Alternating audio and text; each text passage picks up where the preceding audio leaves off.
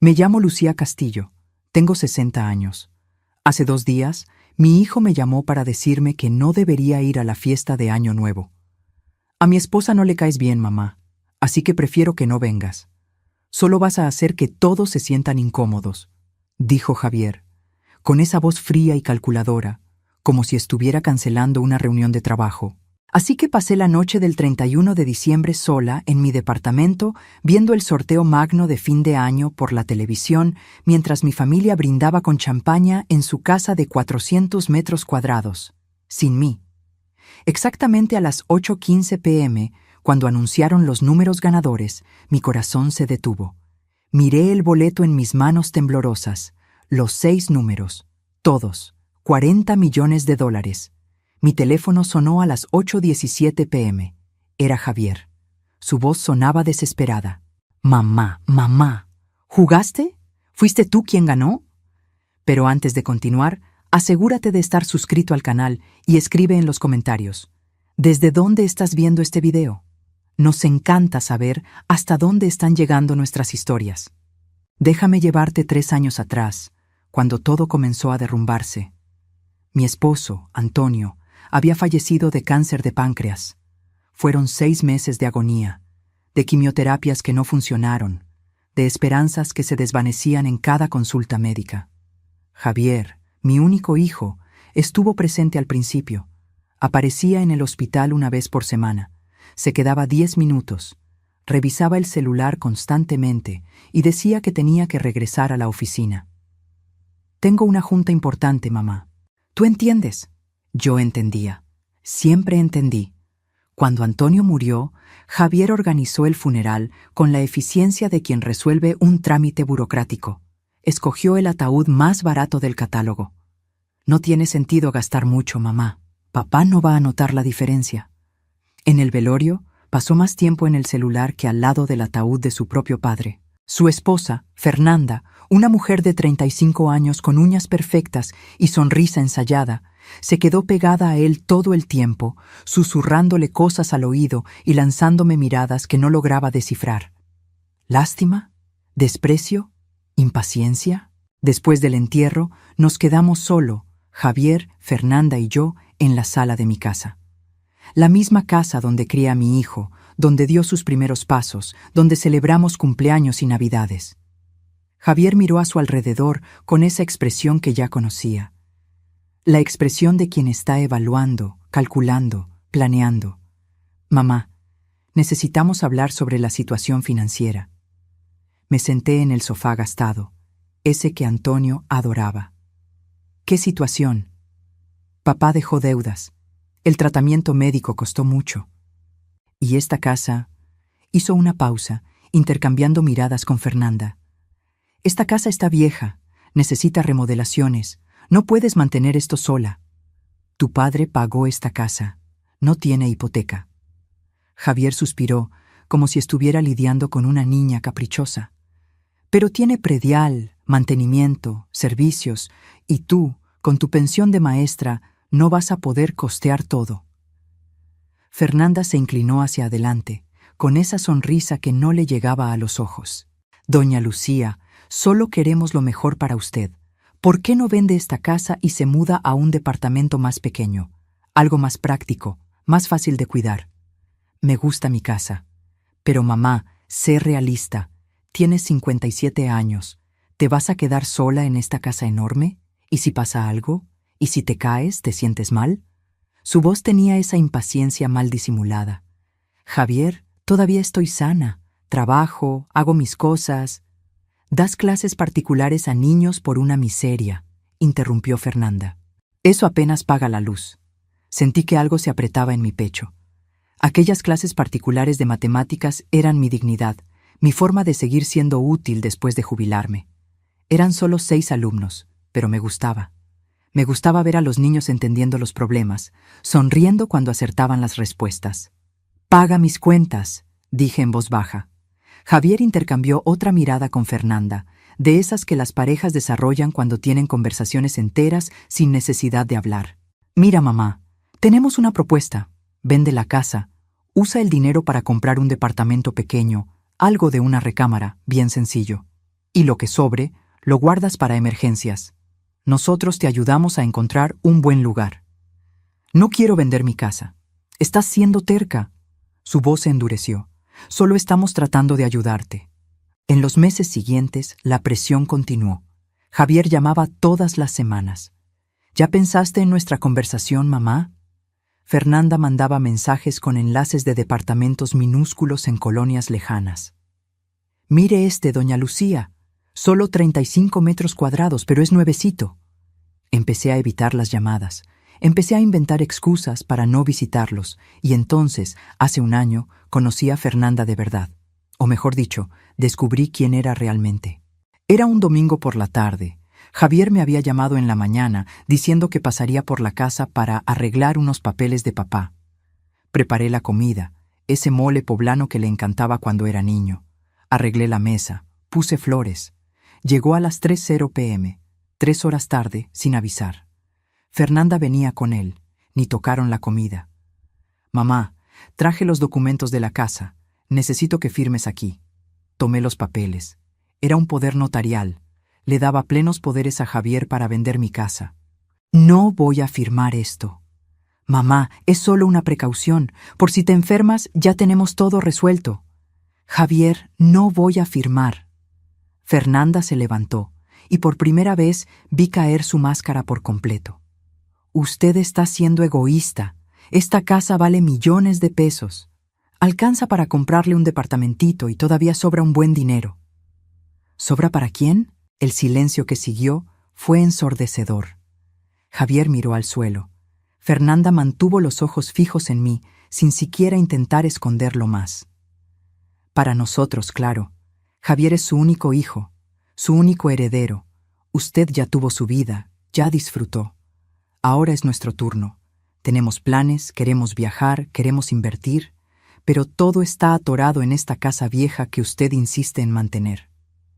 Sentí que algo se rompía dentro de mí. No era sorpresa, exactamente. Era la confirmación de algo que había estado intentando ignorar durante meses. Mi hijo no estaba preocupado por mí. Estaba preocupado por la herencia. Salgan de mi casa. Javier finalmente me miró. Mamá, no seas dramática. Dije, salgan de mi casa. Se fueron. Javier azotó la puerta con tanta fuerza que su cuadro de graduación cayó de la pared. El vidrio se partió justo a la mitad, dividiendo su foto de graduación en dos. Pensé en arreglarlo, pero lo dejé ahí, colgado, roto. Un recordatorio de cuando las cosas comenzaron a romperse de verdad. Los meses siguientes fueron de un silencio cortante. Javier no llamó más. No mandó mensajes. En mi cumpleaños 59, en abril, nada. Ni un mensaje. Pasé el día sola, como venía pasando todos los días. Pero había una cosa que nunca le había contado a Javier. Una cosa que Antonio y yo hicimos durante 35 años de matrimonio. Cada semana, religiosamente, jugábamos a la lotería, al melate. Siempre los mismos números: 7, 14, 23, 28, 35, 42. La fecha de nuestra boda, 7 de febrero. El día que Javier nació, 14 de marzo. El día que compramos nuestra casa, 23 de mayo. Y así sucesivamente. Números que significaban nuestra vida juntos. Después de que Antonio murió, seguí jugando. No porque creyera que iba a ganar, sino porque era una forma de mantenerlo vivo, de continuar nuestra tradición. Costaba unos cuantos pesos a la semana, menos que una ida al cine. Todos los miércoles pasaba al expendio de lotería cerca de casa, saludaba a don Juan, el encargado que ya me conocía por mi nombre, y hacía mi juego. Él siempre decía lo mismo: un día la suerte llega, doña Lucía, fe en Dios. Yo sonreía, tomaba mi boleto y lo guardaba en el cajón de la cocina, junto con todos los otros boletos perdedores de los últimos años. En diciembre de 2024, 2 días antes de Navidad, Javier llamó. Hacía 8 meses que no hablábamos. Mi corazón se aceleró cuando vi su nombre en la pantalla. Tal vez lo había pensado. Tal vez quería reconciliarse. Contesté al segundo tono. ¿Bueno? Hola, mamá. La voz sonaba diferente. Más madura, tal vez. o simplemente cansada.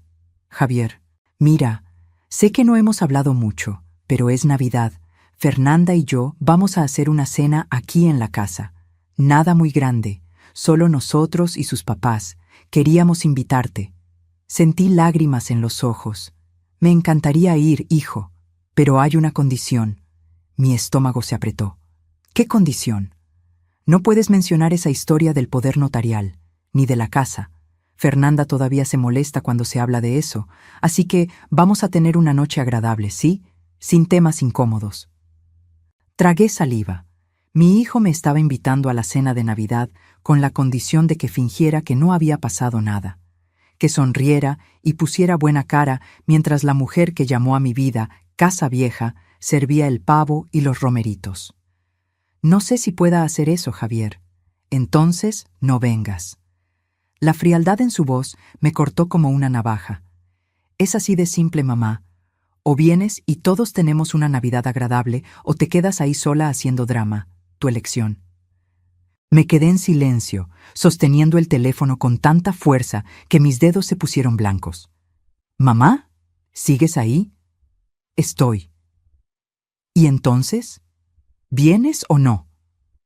Pensé en todas las Navidades que pasé preparando la cena para él, en todas las veces que me levanté a las 5 de la mañana para hacer buñuelos porque le encantaban, en todos los regalos que compré, muchas veces sacrificando cosas que yo quería para darle lo que él pedía.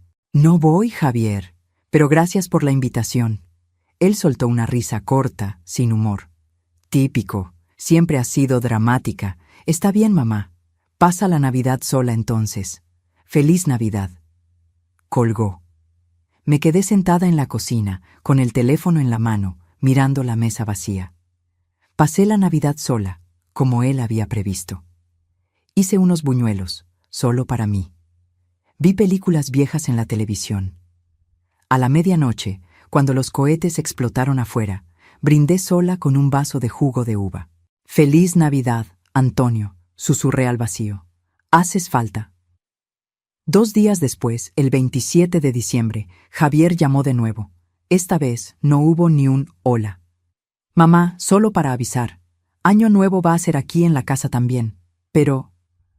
Dudó, y escuché voces de fondo. La voz de Fernanda, aguda, insistente. ¿Pero qué, Javier? Fernanda no quiere que vengas. Ella cree que va a ser raro. Así que es mejor que no aparezcas. Solo vas a hacer que todos se sientan incómodos. Esta vez no sentí tristeza. Sentí coraje. Un coraje frío y claro que subió desde mi estómago hasta mi garganta. Entiendo. ¿Entiendes? Parecía sorprendido. Sí, entiendo perfectamente. Gracias por avisarme. Mamá, no te pongas así. ¿Cómo, Javier? ¿Cómo quieres que me ponga cuando mi propio hijo me dice que mi presencia incomoda a la gente? No fue eso lo que quise decir. Fue exactamente eso lo que dijiste. Pero está bien. Tengan un feliz año nuevo. Tú, Fernanda y toda su familia que no me soporta. Colgué antes de que pudiera responder. Me senté en la cama, con las manos temblando, y lloré. No ese llanto fuerte y dramático, sino un llanto silencioso, de quien está procesando un dolor que ya no sorprende más. Solo confirma lo que una ya sabía. Mi hijo no me amaba, o si me amaba, era un amor condicionado a mi obediencia, a mi sumisión, a mi voluntad de desaparecer cuando fuera conveniente. La mañana del 30 de diciembre desperté con una determinación extraña. No iba a pasar el año nuevo llorando. No les iba a dar esa satisfacción. Arreglé el departamento, limpié todo, puse flores frescas en la sala, fui al mercado y compré ingredientes para hacer una cena pequeña, solo para mí. Salmón, arroz, una ensalada. Una copa de vino blanco que nunca tomaba, pero que parecía apropiado para la ocasión. Y de regreso del mercado, pasé al expendio de lotería. Doña Lucía. Don Juan sonrió cuando me vio. Hoy es el último día para apostar en el sorteo magno de fin de año. ¿Va a jugar la señora? Sí voy, don Juan, los mismos números de siempre. Él digitó los números que ya se sabía de memoria y me entregó el boleto. $40 millones acumulados este año. ¿Se imagina si gana? Me reí. Sería un milagro. Los milagros pasan, doña Lucía, especialmente cuando menos esperamos. Guardé el boleto en la bolsa y regresé a casa. La tarde del 31 de diciembre pasó despacio. Preparé la cena, puse la mesa, coloqué un mantel bonito que tenía guardado hace años. A las 7:00 p.m. prendí la televisión. El conductor estaba animado, hablando sobre el sorteo magno, sobre los 40 millones acumulados, sobre cómo este era el premio más grande de los últimos 5 años. Saqué mi boleto de la bolsa y lo puse en la mesa, al lado del plato. No porque creyera que iba a ganar, sino porque era tradición. Antonio siempre hacía eso. Ponía el boleto en la mesa durante la cena, como si estuviera invitando a la suerte a cenar con nosotros. A las 8:00 p.m. comencé a comer sola. El salmón estaba bueno, el vino estaba mejor. Pensé en Javier, en Fernanda, en toda su familia reunida en aquella casa enorme, riendo, brindando, sin siquiera pensar en mí. Pensé en todos los años que pasé cuidando, amando, sacrificando. Y pensé en cómo, al final, no había hecho ninguna diferencia. A las 8:15 p.m. comenzó el sorteo. El conductor giró la esfera transparente llena de bolitas numeradas. Y el primer número del sorteo magno es 7. Miré mi boleto. 7, el día de mi boda. Coincidencia, murmuré. El segundo número, 14. Mi corazón comenzó a latir más rápido. 14, el día que Javier nació. El tercer número, 23. 23, el día que compramos la casa. Mi mano comenzó a temblar. Tomé el boleto de la mesa. El cuarto número, 28. Me levanté de la silla. Mi respiración estaba acelerada.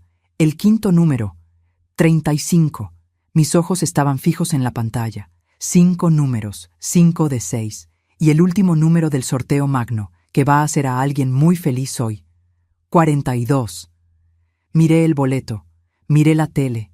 Miré de nuevo el boleto. 7, 14, 23, 28, 35, 42. Todos los números. Mi vista se nubló. Me senté nuevamente, con las piernas débiles. No puede ser, no puede ser. Tomé el boleto con las manos temblando tanto que casi lo dejo caer. Leí los números de nuevo, y una vez más. Todos estaban ahí, exactamente como habían sido sorteados. En la tele, el conductor estaba eufórico. Alguien acaba de ganar $40 millones. Imagínense el cambio de vida que va a tener esa persona, de una hora para otra millonaria. Mi teléfono sonó. El sonido me hizo saltar. Miré la pantalla. Javier, contesté sin pensar. Mamá, mamá. Su voz estaba desesperada, jadeante. ¿Jugaste? Aquellos números que tú y papá siempre jugaban, ¿jugaste? Mi corazón latía tan fuerte que podía escucharlo en mis oídos. ¿Cómo sabes de los números? Me acuerdo, mamá. Yo era niño, pero me acuerdo de ustedes dos sentados en la cocina, escogiendo los números, diciendo que eran fechas especiales. ¿Jugaste? Miré el boleto en mi mano. Miré la tele, donde los números todavía brillaban en la pantalla. ¿Por qué quieres saber, Javier? Porque esos fueron los números ganadores. Todos. Si jugaste, ganaste. 40 millones. Escuché voces de fondo.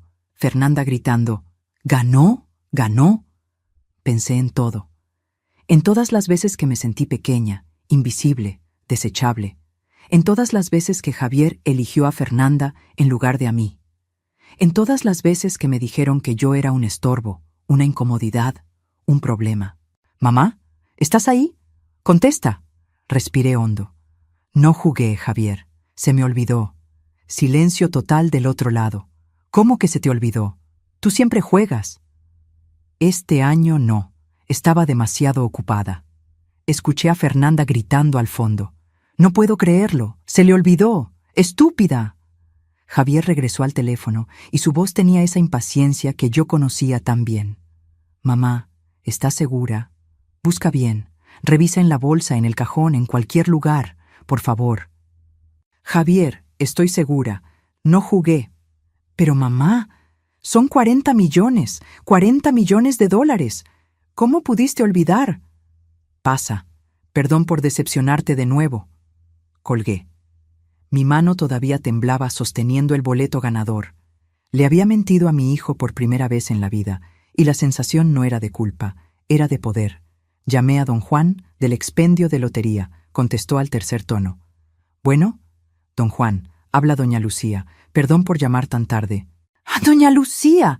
¡Qué sorpresa! ¡Feliz Año Nuevo! ¿Ya vio los cohetes? Todavía no. Don Juan, necesito preguntarle una cosa. Si alguien gana el sorteo magno, ¿cuánto tiempo tiene para cobrar el premio? Hubo una pausa.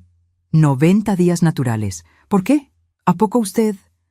¿Y puede cobrar sola? ¿O necesita llevar a alguien? Puede ir sola, sí.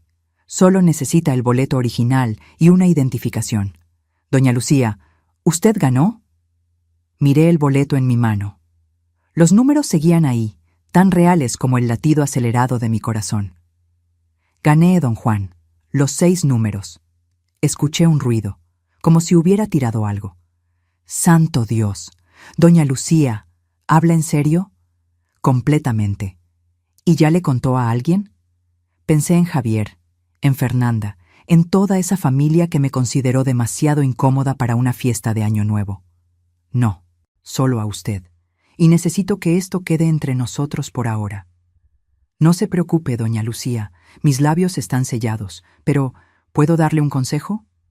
Claro, busque un abogado antes de hacer cualquier cosa. Un buen abogado.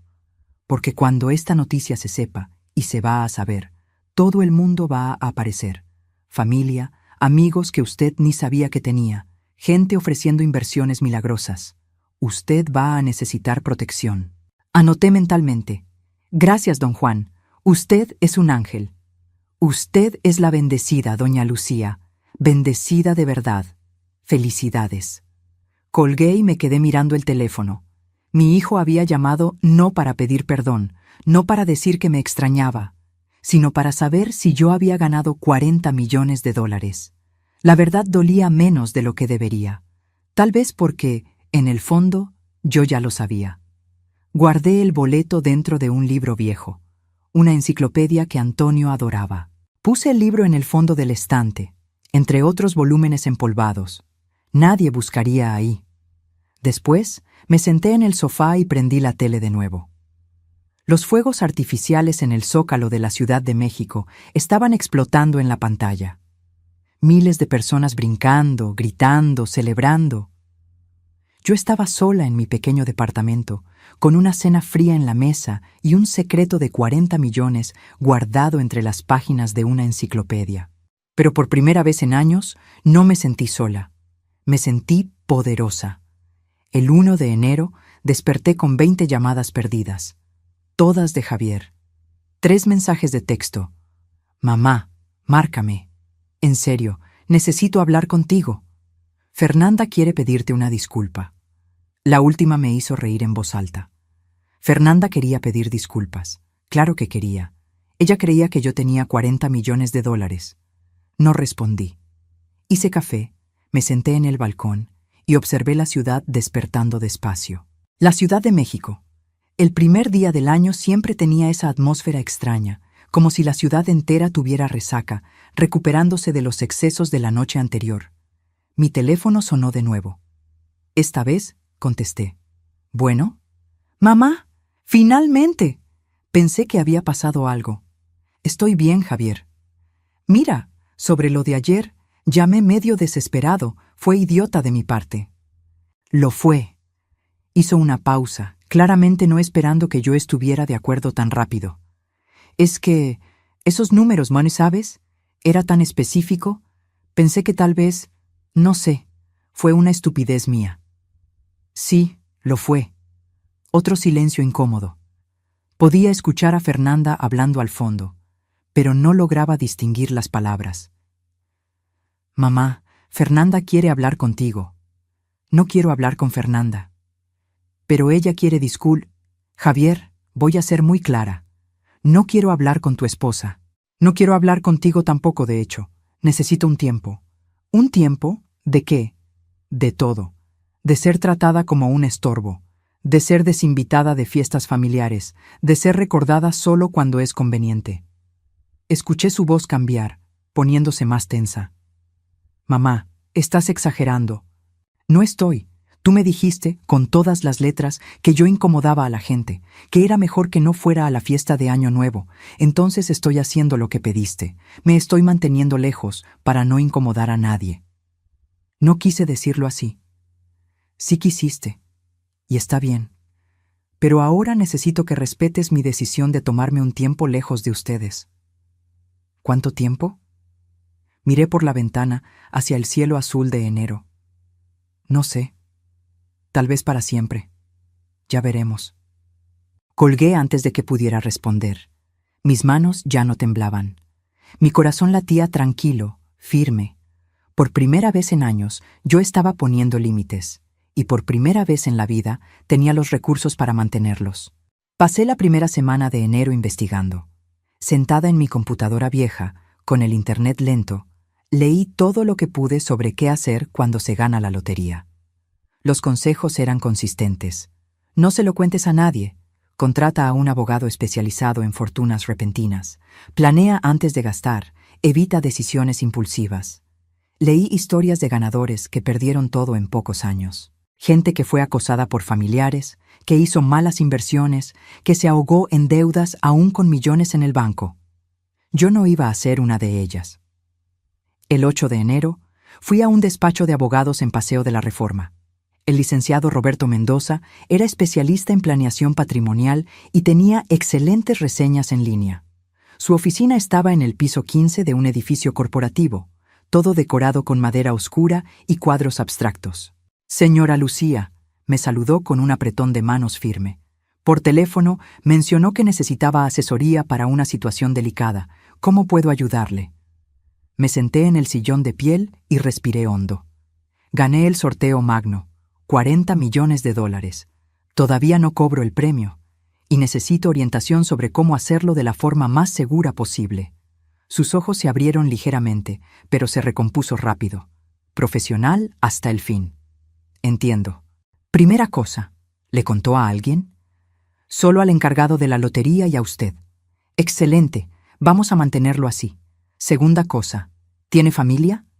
Pensé en Javier, en Fernanda, en todas esas llamadas no contestadas de las últimas semanas. Tengo un hijo, pero él no sabe. Va a tener que saber eventualmente, pero podemos estructurar las cosas de forma que usted mantenga el control total sobre sus recursos. Pasamos 3 horas conversando. El licenciado Roberto me explicó todo. Cómo cobrar el premio de forma anónima, cómo proteger mi identidad, cómo crear una empresa para administrar el dinero, cómo invertir de forma conservadora para que los recursos duraran. Le expliqué mi situación con Javier, la presión para vender la casa, la forma en que fui tratada, las fiestas de las que fui excluida. Él escuchó todo sin interrumpir, haciendo anotaciones en una libreta de piel. Señora Lucía, ¿puedo hablarle con franqueza? Por favor. Cuando alguien gana una cantidad así, especialmente alguien en su situación, las dinámicas familiares cambian drásticamente. Personas que no daban atención de repente aparecen. Personas que eran cercanas pueden volverse distantes por envidia o resentimiento. Usted necesita estar preparada para eso. Ya estoy viviendo eso. Solo que antes eran 40 millones imaginarios. Ahora son 40 millones reales. Él sonrió, una sonrisa pequeña y comprensiva. Voy a ser su escudo legal. Voy a estructurar todo de forma que usted tenga paz, seguridad y control. Pero necesito que haga una cosa por mí. ¿Qué? Piense bien sobre lo que quiere hacer con ese dinero. No solo inversiones y seguridad, sino que, de verdad, la va a hacer feliz. Porque el dinero es una herramienta, y las herramientas solo tienen valor cuando se usan para construir algo. Salí de su oficina con un plan claro. En las próximas 2 semanas, él estructuraría todo. Una empresa para recibir el premio, inversiones diversificadas, una planeación sucesoria que garantizara que, si algo me pasaba, el dinero fuera para instituciones de caridad y no para Javier. Mientras tanto, yo debería continuar mi vida normalmente, no cambiar nada, no llamar la atención. Javier seguía llamando, todos los días, a veces más de una vez. Los mensajes cambiaron de tono con el paso de las semanas. Mamá, estoy preocupado por ti. Necesitamos hablar. Esto es ridículo. Fernanda está arrepentida, de verdad. No puedes estar enojada para siempre. Yo no respondía. Cada llamada no contestada, cada mensaje ignorado, me daba una sensación extraña de libertad. Por primera vez, yo no estaba disponible. No estaba a su disposición. No estaba esperando que él decidiera cuándo y cómo darme atención. El 25 de enero, el licenciado Roberto llamó.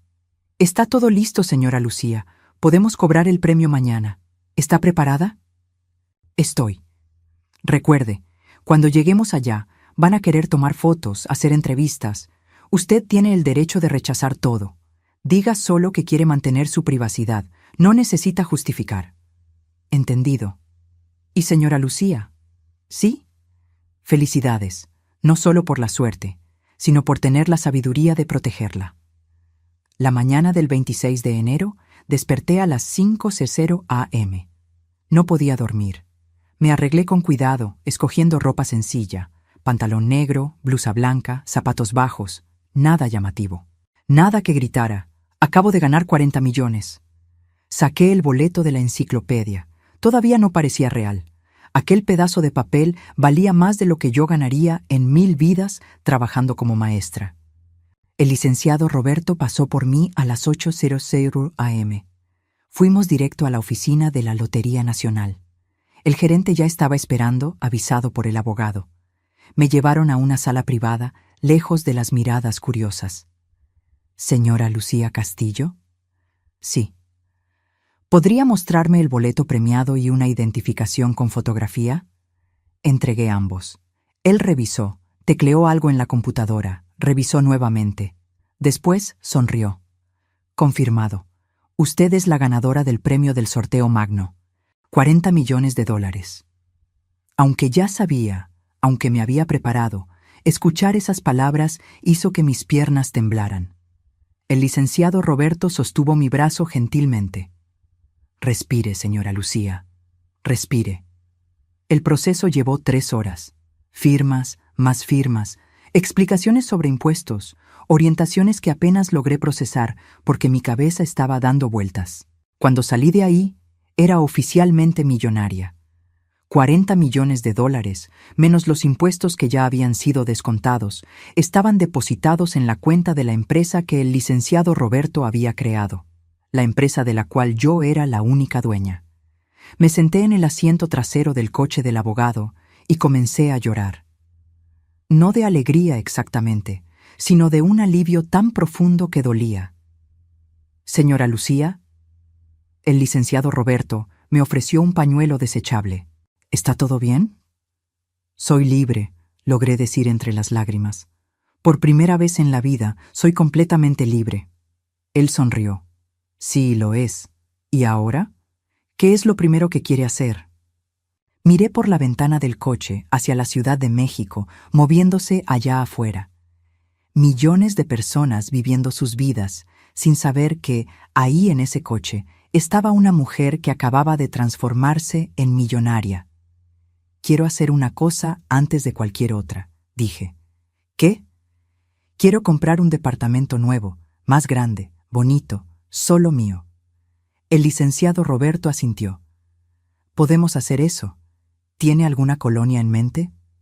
Pensé en la casa que Javier quería que vendiera. Pensé en todos los años que pasé ahí, creando recuerdos. «Quiero algo en Polanco, con balcón, mucha luz, un lugar donde pueda empezar de nuevo. Voy a conectarla con la mejor corredora de bienes raíces de la ciudad». En los días siguientes, mientras buscaba departamentos, Javier intensificó los intentos de contacto. Ahora no eran solo llamadas y mensajes. Apareció en mi puerta. Tocó el timbre una tarde de sábado. Miré por la mirilla y ahí estaba él, de traje, con esa expresión preocupada que yo conocía tan bien. La expresión que usaba cuando quería algo. No abrí. «Mamá, sé que estás ahí. Tu coche está en la cochera. Por favor, abre la puerta. Permanecí en silencio, del otro lado. Mamá, esto ya pasó los límites. Hace casi un mes que no hablas conmigo. Fernanda está desesperada. Ella cree que nunca nos vas a perdonar. Continué en silencio. Escuché que suspiraba fuerte. Mira, sé que me equivoqué. Sé que fui un pésimo hijo. Pero somos familia. No puedes simplemente excluirme de tu vida así. Apoyé la frente en la puerta, escuchando.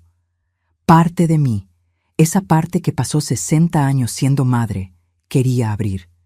Quería abrazarlo, perdonarlo, fingir que todo estaba bien.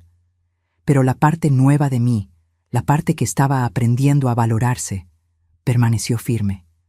Mamá, por lo menos dime que estás bien. Solo eso. Abre la puerta un minutito, deja que vea que estás bien y me voy. Prometo. Respiré hondo y abrí la puerta, pero dejé la cadena de seguridad puesta. Javier tenía ojeras. El traje estaba arrugado. Parecía haber envejecido 10 años en un mes. Hola, hijo. Mamá, intentó sonreír. ¿Estás bien? Estoy excelente. ¿En serio? Porque no contestas mis llamadas, no respondes mis mensajes. Dije que necesitaba un tiempo. Tú no respetaste eso. Un mes es demasiado tiempo, mamá. Para ti, tal vez. Para mí, está siendo liberador. Él parpadeó, como si no hubiera entendido la palabra. ¿Liberador? Eso mismo. Estoy descubriendo cómo es vivir sin estar esperando a que tú decidas cuándo quieres hablar conmigo. Sin estar sintiéndome culpable por existir. Sin hacerme menos para caber en la vida de ustedes. Mamá, estás hablando como si te maltratáramos. Javier, interrumpí, y mi voz estaba más firme de lo que imaginé que sería. Me desinvitaste del año nuevo porque a tu esposa no le caigo bien. Antes de eso, intentaste forzarme a vender mi casa. Pasaste años tratándome como un estorbo. Entonces sí, ustedes me maltrataron. Y yo estoy cansada de fingir que no. Se puso rojo. Estás siendo dramática. Estoy siendo honesta. Y si eso es demasiado dramático para ti, el problema es tuyo, no mío. Fernanda quiere disculparse. No me interesa. ¿Cómo que no te interesa? Ella se está esforzando. Javier, no quiero sus disculpas, no quiero las tuyas, quiero paz. Y paz para mí significa distancia de ustedes dos. Vi algo cambiar en su expresión. La preocupación artificial dio lugar a la frustración real. Estás haciendo esto por la lotería. Mi corazón se aceleró, pero mantuve el rostro neutral. ¿Qué lotería? El sorteo magno. Ganaste, ¿no? Por eso estás actuando así. Por eso me estás evitando. Lo miré a los ojos. Vi avaricia, desesperación, certeza. Se había convencido a sí mismo de que yo había ganado, y tal vez hasta tenía razón de pensar así. Al final, todos aquellos números, aquella coincidencia perfecta. Javier, ya te dije, no jugué. Estás mintiendo. Estoy diciendo la verdad. Entonces, ¿por qué estás actuando diferente? ¿Por qué de repente te creció una columna vertebral? Sonreí, una sonrisa pequeña, pero genuina. Porque me di cuenta de que no necesito tu aprobación para existir. Tardó 60 años, pero finalmente aprendí. Mamá, vete a tu casa, Javier. Regresa con tu esposa. Disfruta tu vida y déjame disfrutar la mía. Cerré la puerta. Escuché que golpeó un par de veces más, llamando mi nombre, pero no abrí de nuevo. Eventualmente, escuché sus pasos alejándose por el pasillo. Me senté en el sofá y dejé que las lágrimas vinieran. No lágrimas de tristeza, sino de liberación. Cortar el cordón umbilical a los 60 años dolía, pero era necesario. 3 días después, compré el departamento. 350 metros cuadrados en Polanco. 3 recámaras, 4 baños, balcón con vista al parque. Pagué de contado. La corredora casi se cae de la silla cuando hice la transferencia. Señora Lucía, ¿está segura? Es mucho dinero. Estoy completamente segura. El departamento estaba vacío, necesitaba remodelación completa. Contraté a una diseñadora de interiores, una mujer joven y creativa llamada Julieta. ¿Qué es lo que busca?, preguntó en nuestra primera reunión. Quiero que sea ligero, lleno de luz, con colores claros. Quiero que cuando despierte en la mañana y abra los ojos, sienta que estoy empezando de nuevo. Ella sonrió. Voy a hacer el mejor trabajo de mi vida. Mientras remodelaban el departamento, seguí viviendo en mi lugar antiguo. Pero ahora, todo era diferente. Yo sabía que tenía una salida. Sabía que, en algunos meses, tendría una casa hermosa, pagada, completamente mía. Javier intentó un par de veces más. Apareció en la puerta. Mandó mensajes. Hasta Fernanda mandó un mensaje, por primera vez en años. Doña Lucía, sé que no nos llevamos bien, pero Javier está sufriendo mucho. Él la ama. Por favor, denos una oportunidad para conversar. No respondí. Bloqueé su número. Bloqueé el número de él también. Fue el licenciado Roberto quien lo sugirió. Señora Lucía, mientras usted no esté lista para lidiar con ellos, es mejor mantener la distancia. Sin culpa, usted tiene el derecho de protegerse. En marzo me mudé al departamento nuevo. Julieta había hecho un trabajo increíble. Todo era exactamente como yo había imaginado. Paredes blancas, muebles claros, plantas por todas partes. Un librero enorme lleno de libros nuevos. Una cocina moderna donde finalmente podía cocinar sin que las puertas de las alacenas se cayeran. Y mi balcón favorito, con 2 sillones cómodos, una mesita y aquella vista del parque. Me senté ahí la primera noche, con una taza de té, y lloré de felicidad. Antonio, susurré al viento, lo logramos, realmente lo logramos. Al día siguiente, contraté a una asistente. Carla tenía 35 años, era eficiente y, más importante, discreta. El licenciado Roberto la recomendó. Señora Lucía, con sus recursos, usted necesita a alguien para ayudar con la organización, alguien de confianza. Carla comenzó organizando mi vida financiera, luego mi agenda, luego mi casa. Se volvió esencial en pocas semanas. Doña Lucía, dijo una mañana mientras tomábamos café, ¿puedo hacerle una pregunta personal? Claro. ¿Usted tiene familia? Pensé en Javier. En meses sin hablar con él. Tengo un hijo, pero no nos hablamos. Ella asintió, sin juzgar. ¿Y usted es feliz así?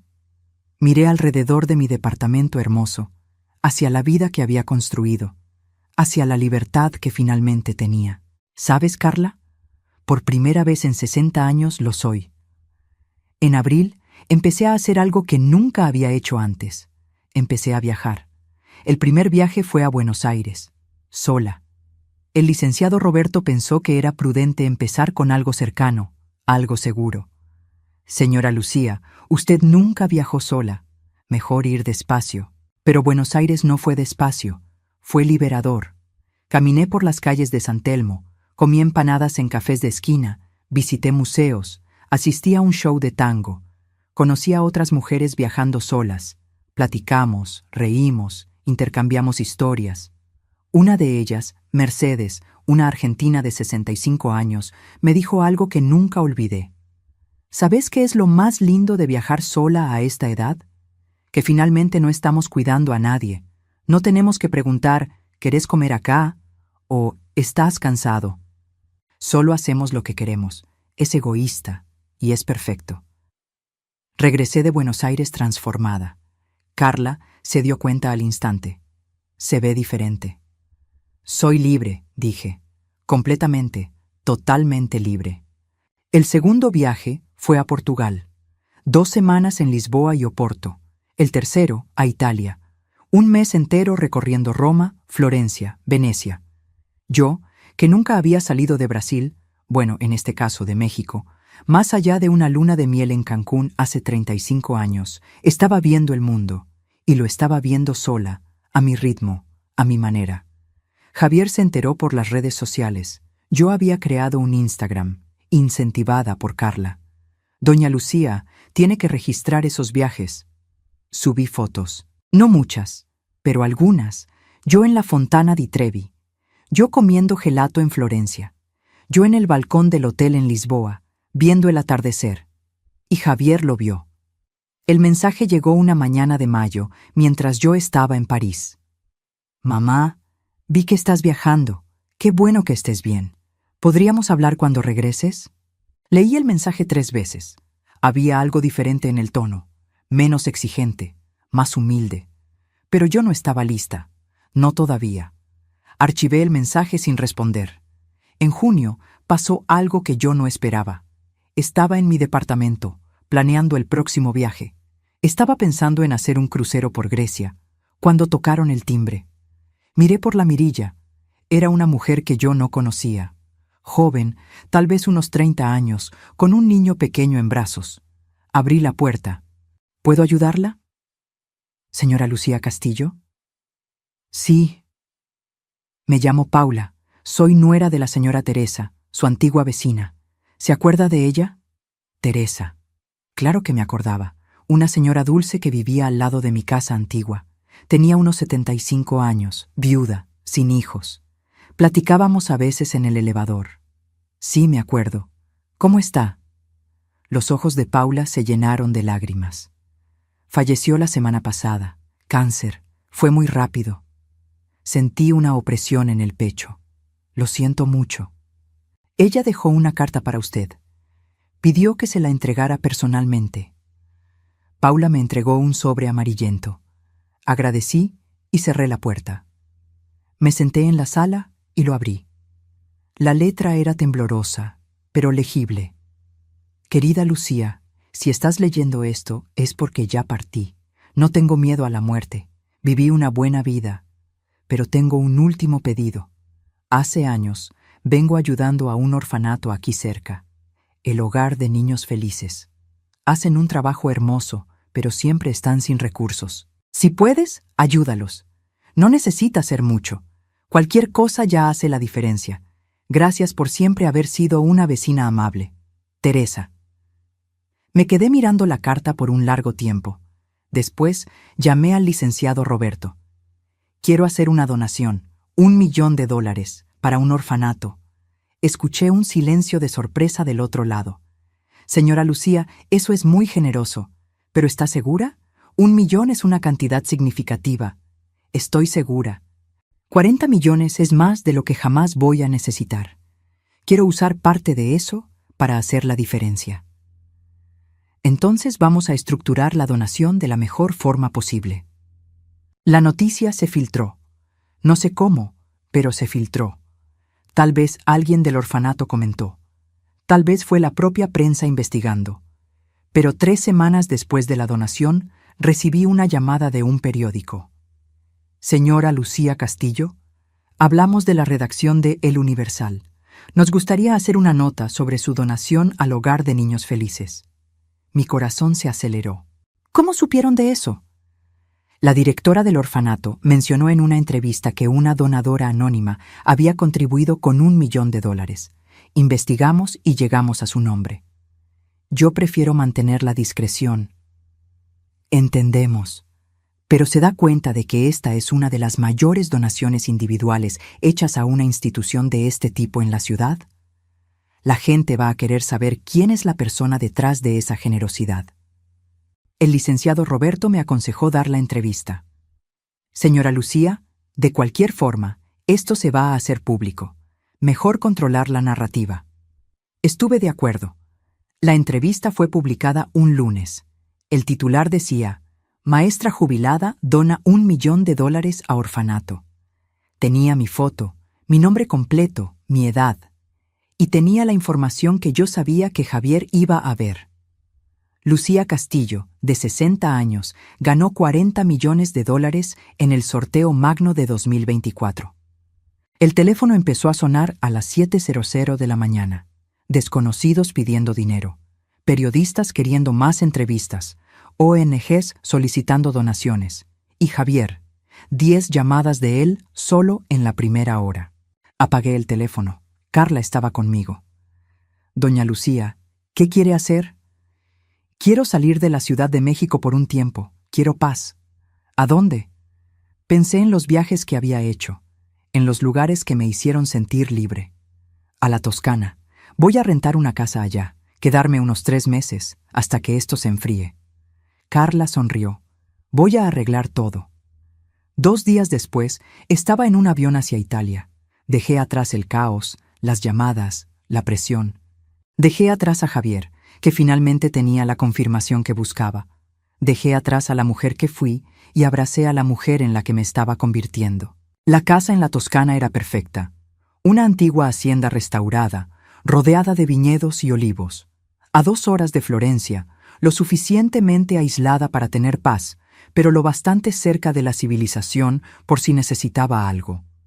Pasé los días caminando por los campos, leyendo libros en el balcón, aprendiendo a cocinar platillos italianos con la dueña de la casa, una señora de 70 años llamada Francesca, que hablaba un español chistoso mezclado con italiano. ¿Huyó di cual cosa?, me preguntó una tarde mientras hacíamos pan juntas. Huí de alguien, respondí. Mi hijo. Ah, i figli. Ella movió la cabeza. A veces, amor de más hace male. Hizo bene en venir. ¿Usted cree? Cierto que sí.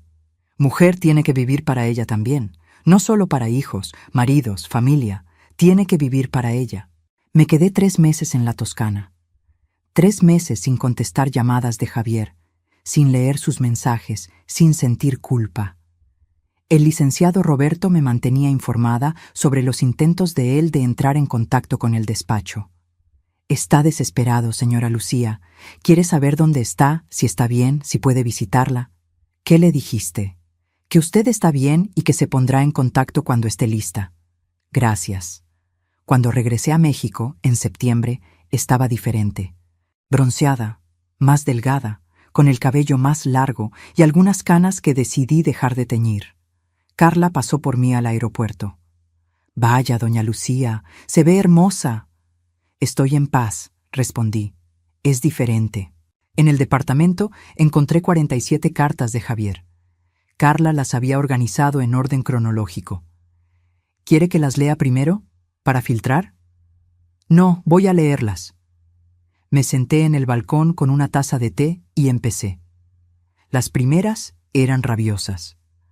Acusaciones de que yo estaba siendo egoísta, de que yo había cambiado, de que el dinero se me había subido a la cabeza. Las de en medio eran suplicantes, pedidos de perdón, promesas de que él sería un hijo mejor, garantías de que Fernanda también estaba arrepentida. Las últimas eran diferentes, más maduras, más honestas. Mamá, pasé los últimos meses en terapia. Mi terapeuta me hizo ver cosas que yo no quería admitir. ¿Cómo te traté mal? ¿Cómo prioricé el dinero sobre ti? ¿Cómo dejé que Fernanda dictara cómo debía ser nuestra relación? No te escribo para pedir dinero. Sé que nunca vas a creer eso, pero es verdad. Te escribo para decir que lo siento mucho, de verdad, y que, si algún día quieres darme una oportunidad de ser el hijo que te mereces, voy a estar aquí, esperando. Javier. Leí esa carta 3 veces. Había algo diferente. No se sentía como manipulación, se sentía como honestidad. Pero todavía no estaba lista. Respondí solo una carta corta, escrita a mano. Javier, recibí tus cartas. Gracias por la honestidad. Pero todavía no estoy lista para encontrarnos. Cuando lo esté, te aviso. Sigue cuidándote. Mamá. La envié por correo. 3 días después recibí la respuesta. Mamá, gracias por responder. Voy a esperar el tiempo que sea necesario. Te amo. Guardé la carta en un cajón. Tal vez un día, pero no ahora. En octubre hice otra donación. 2 millones para un proyecto de alfabetización de adultos. Después, 1,5 millones para una ONG que ayudaba a mujeres víctimas de violencia doméstica. El licenciado Roberto estaba impresionado. Señora Lucía, usted está usando su dinero para hacer una diferencia real. Para eso sirve el dinero, ¿no? Para hacer la vida de alguien mejor. Pasé 60 años creyendo que hacer la vida de los otros mejor significaba anularme. Ahora sé que puedo hacer los dos. Empecé a recibir invitaciones para dar conferencias en universidades sobre filantropía. para participar en paneles sobre mujeres e independencia financiera, para ser homenajeada en eventos benéficos. Acepté algunos, rechacé otros. Aprendí a decir no sin culpa. En noviembre, en una conferencia en la UNAM, una estudiante levantó la mano. «Señora Lucía, ¿usted tiene hijos?» Sentí todos los ojos en la sala volverse hacia mí. «Tengo un hijo». «¿Son cercanos?» Pensé en Javier, en las cartas que todavía llegaban una vez al mes, en los intentos de él de reconectar, en la distancia que yo todavía mantenía. Estamos aprendiendo a relacionarnos de una forma nueva, más sana. ¿Cómo así? Durante mucho tiempo, nuestra relación se basaba en yo anularme para que él fuera feliz. Ahora estoy aprendiendo que es posible amar a alguien sin desaparecer. Y él está aprendiendo a respetarme como una persona completa, no solo como madre. La sala se quedó en silencio. Después, aplausos. A finales de noviembre, Javier pidió vernos. El mensaje llegó vía correo electrónico. «Mamá, sé que dijiste que ibas a esperar a estar lista, pero ya viene Navidad, y me gustaría mucho pasarla contigo, no en mi casa, en la tuya si prefieres, o en un restaurante neutral, solo tú y yo, sin Fernanda, sin presión, solo una plática». Leí el correo 3 veces. El licenciado Roberto estaba sentado frente a mí. Teníamos una reunión mensual para revisar mis inversiones. ¿Qué opina? No sé, tengo miedo de que sea manipulación de nuevo. Puede ser, o puede ser que él realmente haya cambiado. Usted solo va a saber si le da una oportunidad. Lo pensé por una semana. Platiqué con Carla, que dijo: «Doña Lucía, usted tiene todo el derecho de proteger su paz, pero también tiene el derecho de perdonar, si quiere». Platiqué con Francesca por videollamada. «Cara Lucía, no y madri siempre sufrimos con i figli. Pero a veces ellos crecen, a veces aprenden. Dale una oportunidad, pero con límites». Respondí el correo. «Javier, podemos comer. Día 15 de diciembre, en el restaurante del Hotel Saint-Regis, a mediodía, solo nosotros dos». La respuesta llegó en 5 minutos. «Estaré ahí. Gracias, mamá». El día 15 de diciembre llegó con un cielo azul y sin nubes. Me vestí con cuidado. Un vestido azul marino, zapatos cómodos, un collar de perlas que había sido de mi madre. Me miré al espejo y vi a una mujer que apenas reconocía. No la maestra cansada e invisible de hace 2 años, sino una mujer segura, bien vestida, que sabía su valor. Carla me llevó hasta el restaurante. «¿Quiere que me quede cerca?» «No hace falta. Voy a estar bien». Javier ya estaba ahí cuando llegué, sentado en una mesa cerca de la ventana, con vista a la ciudad. Se levantó cuando me vio, y por primera vez en años, realmente me vio. Sus ojos se abrieron mucho. «Mamá, te ves diferente». «Estoy bien», respondí sentándome. Pedimos agua. Ninguno de los dos tomó el menú inmediatamente. Nos quedamos ahí, mirándonos el uno al otro, intentando encontrar las palabras. Fue Javier quien habló primero. «Mamá, yo ni sé por dónde empezar». «Empieza por el principio». Respiró hondo. Pasé los últimos meses en terapia de verdad, no esa de mentiritas para poder decir que me estoy tratando, y me di cuenta de muchas cosas. ¿Cómo qué? ¿Cómo te traté como si fueras un accesorio de mi vida? ¿Cómo dejé que Fernanda dictara nuestra relación? ¿Cómo solo te buscaba cuando necesitaba algo? Lo miré. Sus ojos estaban rojos. Estaba realmente emocionado. ¿Y cómo estabas tan enfocado en la herencia que olvidaste que yo todavía estaba viva? Tragó saliva. Sí, eso también. Mamá, cuando vi que habías ganado la lotería, mi primer pensamiento no fue «qué bueno por ella». Fue «¿cuánto de eso va a ser mío?» Lo sé. ¿Cómo sabes? Porque fue exactamente el tono de tu voz cuando llamaste a las 8:17 del día 1 de enero. Cerró los ojos. Dios, soy horrible. Eras egoísta. No sé si todavía lo eres. Estoy tratando de no serlo. El joven mesero vino. Pedimos 2 platillos ligeros. Ninguno de los dos tenía mucha hambre. Cuando se fue, Javier continuó. Fernanda y yo estamos en crisis. Terapia de pareja también. Ella no entiende por qué estoy tan afectado por nuestra pelea. Dice que tú escogiste el dinero en vez de a la familia. Yo me escogí a mí misma, corregí. Por primera vez en la vida me escogí a mí. Asintió lentamente. Entiendo eso ahora.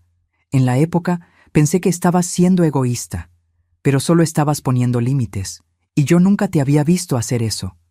Porque nunca lo hice. ¿Por qué? Pensé en la respuesta.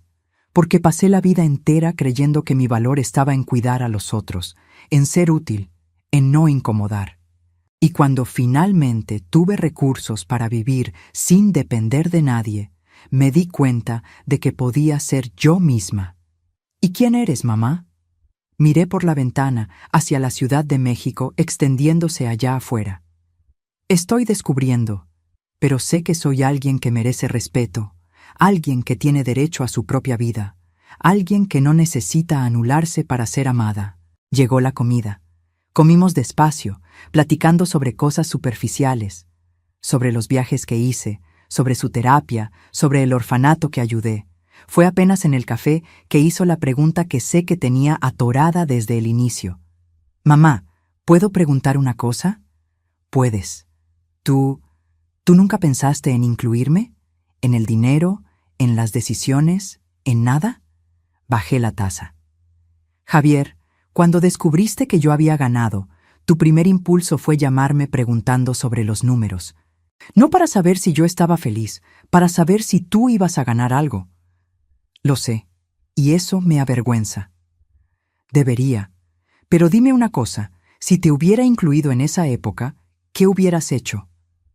Pensó por un largo tiempo. Probablemente hubiera intentado controlar todo. Te hubiera presionado a invertir de la forma que yo creyera correcta. Te hubiera hecho sentir que no eras capaz de administrar sola. Exactamente. Entonces te protegí de ti mismo, y me protegí de ti. ¿Y ahora? Ahora, tal vez, si sigues en la terapia, si sigues mostrando que cambiaste, tal vez podamos construir algo nuevo. Sus ojos se llenaron de lágrimas. Es todo lo que quiero, mamá. Una segunda oportunidad, no al dinero, a ti. Extendí la mano sobre la mesa. Él la sostuvo. No va a ser fácil, dije. Van a haber límites, van a haber cosas que no voy a aceptar. Y si vuelves a tratarme como antes, me voy otra vez. Definitivamente esta vez. Entiendo. ¿Y Fernanda? Suspiró. No sé. Estamos intentando. Pero ella tiene mucho trabajo por delante también. Ella te trató muy mal. Trató. Y voy a necesitar que ella reconozca eso antes de considerar cualquier relación. Voy a hablar con ella. Nos despedimos afuera del restaurante. Me abrazó y por primera vez en años el abrazo pareció genuino. Gracias por darme esta oportunidad, mamá. No hagas que me arrepienta. No lo haré, prometo. Regresé a casa sintiéndome extraña. No aliviada, exactamente. Pero como si un peso hubiera cambiado de lugar. Todavía estaba ahí, pero distribuido de forma diferente. Carla estaba esperando. ¿Cómo le fue? Fue honesto. ¿Y ahora? Ahora vemos, día a día. Llegó Navidad. Javier me invitó a la cena, pero esta vez de una manera diferente. Mamá, sé que tienes planes, pero si quieres venir, sería muy especial para mí. Solo vamos a ser yo y Fernanda. Y a ella le gustaría hablar contigo. Pero si prefieres no venir, entiendo perfectamente. Lo pensé bastante. Platiqué con el licenciado Roberto, con Carla, conmigo misma. Al final, decidí ir, pero bajo mis términos. Voy, pero voy a llegar a las 8:00 p.m. y salir a las 10:00 p.m., 2 horas. Y si en algún momento me siento incómoda, me voy sin explicaciones. Trato hecho. La cena fue sorprendentemente agradable. Fernanda estaba diferente, más humilde, menos arrogante. Doña Lucía, yo quiero disculparme por la forma en que la traté, por lo que dije. Fue cruel e injusto. Lo fue. Parpadeó, claramente no esperando una concordancia tan directa. Tenía envidia, continuó. Envidia de que Javier la amara tanto. Envidia de que usted fuera importante para él. Y en vez de lidiar con eso, intenté alejarla. Lo lograste por un tiempo, lo sé, y lo siento mucho. De verdad. La miré a los ojos. Vi algo que no había visto antes. Vulnerabilidad. Voy a necesitar tiempo para confiar en ti de nuevo, Fernanda. Mucho tiempo. Lo entiendo, pero estoy dispuesta a intentar. Cenamos, platicamos, hasta nos reímos. A las 10:00 p.m. me levanté para irme. Javier me acompañó hasta la puerta. Mamá, gracias por haber venido. De nada. ¿Año nuevo? ¿Tienes planes? Pensé en el año pasado, en estar sola en el departamento, en ganar 40 millones y escuchar a Javier desesperado en el teléfono. Voy a viajar. Año nuevo en París. ¿Sola? Con Carla. Vamos a ver la Torre Eiffel iluminada. Va a ser lindo. Él sonrió. Una sonrisa genuina. Disfruta, mamá. Te lo mereces. Lo sé. Le di un beso en la mejilla y me fui. No con el corazón lleno de perdón completo, pero con esperanza de que tal vez, un día, pudiéramos reconstruir algo verdadero. La víspera de Año Nuevo me encontró en París, como planeado. Yo y Carla en un hotel encantador cerca de los Campos Elíseos. A las 11:50 p.m. estábamos entre la multitud cerca de la Torre Eiffel, esperando la medianoche. «¡Doña Lucía!», gritó Carla por encima del ruido. «¿Cómo se siente?». Miré a mi alrededor, a miles de extraños celebrando, a la Torre Eiffel a punto de iluminarse, a la vida que yo había construido desde cero. «Estoy feliz», grité de vuelta, completa y absolutamente feliz. A la medianoche, cuando los fuegos explotaron y la torre se iluminó, pensé en todo. En estar sola un año atrás, en ganar 40 millones, en perder a mi hijo y tal vez, solo tal vez, estar empezando a recuperarlo. Pensé en todas las mujeres que pasaron la vida anulándose, esperando que alguien las viera, las valorara, y pensé en cómo, a veces, es necesario perder todo para ganarse a una misma. Mi teléfono vibró. Un mensaje de Javier. «Feliz Año Nuevo, mamá. Donde quiera que estés, espero que estés feliz. Te amo». Sonreí y respondí. «Feliz Año Nuevo, hijo. Estoy en París. Y sí, estoy muy feliz». Guardé el teléfono. Carla me ofreció una copa de champaña. Brindamos. «¿Por qué estamos brindando?», preguntó. Lo pensé por un momento. Por los nuevos comienzos, por la libertad y por nunca más desaparecer para agradar a los otros. Perfecto. Bebimos.